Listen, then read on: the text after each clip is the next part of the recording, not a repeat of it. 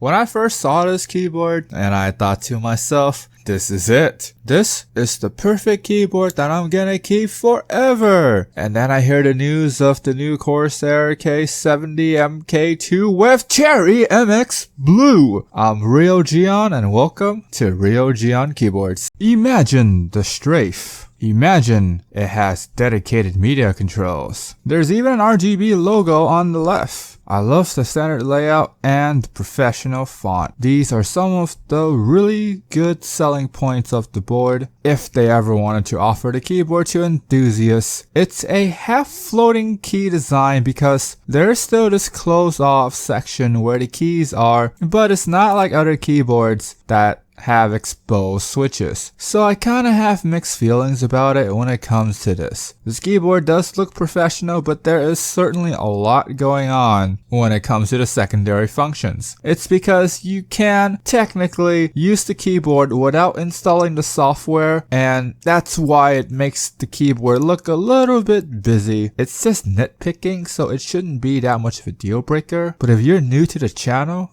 and you haven't subscribed yet, you should hit that subscribe button, ring that bell for the latest content. This keyboard uses the almighty Cherry MX Blue, and it's just the right amount of feedback straight out of the box. The weird thing about the Cherry MX Blue, especially the RGB variant, is that not all of them are the same. Sad to say, they're somewhat inconsistent. This means that there will be certain keyboards that are much stiffer, certain keyboards are much softer. Although from my experience, I found that there isn't a lot of them that are softer, but I'm hoping that I will. The light is on the PCB, which means the light is underneath the switch, so it should be more reliable than the keyboards with the LEDs on top of the switch. Overall, the switch is great, and I'll definitely go more into detail with the typing experience.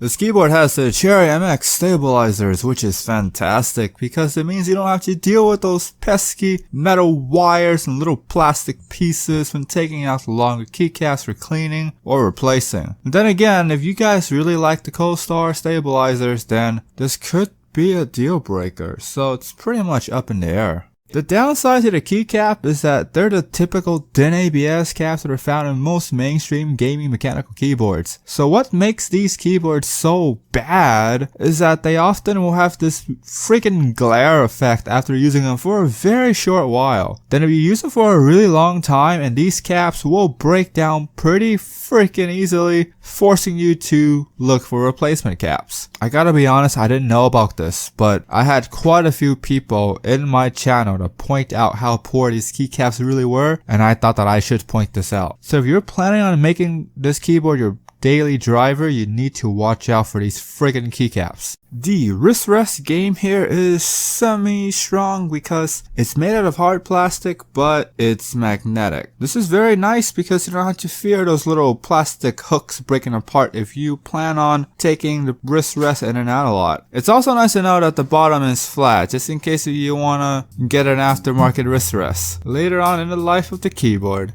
The dual flip-up feet does have rubber on them, so it will keep the keyboard planted at both angles. There's also this USB and audio pass-through, so this is awesome for me because I use USB pass-through a lot. It's also nice for those that uses audio pass-through as well. The cable is braided, and the USB is gold-plated, which is nice for me, but I know others might not like the gold plating as much. The software isn't the best, but you technically don't need the software because you can get most of the lighting effects from the functions and the F keys. There are 6 customizable profiles, which is nice, and you can macro every single key, which is also very nice. But the deal breaker for me with the lighting is the lack of layering of lighting effects, like the K70. The good news here is that I believe it's a pretty easy fix with a software update, because I think the hardware is there. You can input and export profiles, which is a great sign that there might be software updates to get layer of lighting effects and build a strong community to post up custom lighting profiles. The reason why I believe this is going to happen is because Thermaltake is a fairly big manufacturer, let's be honest. So I believe that they do have plans in the works for layering of lighting effects. So here's just hoping that there's going to be a strong community with this keyboard.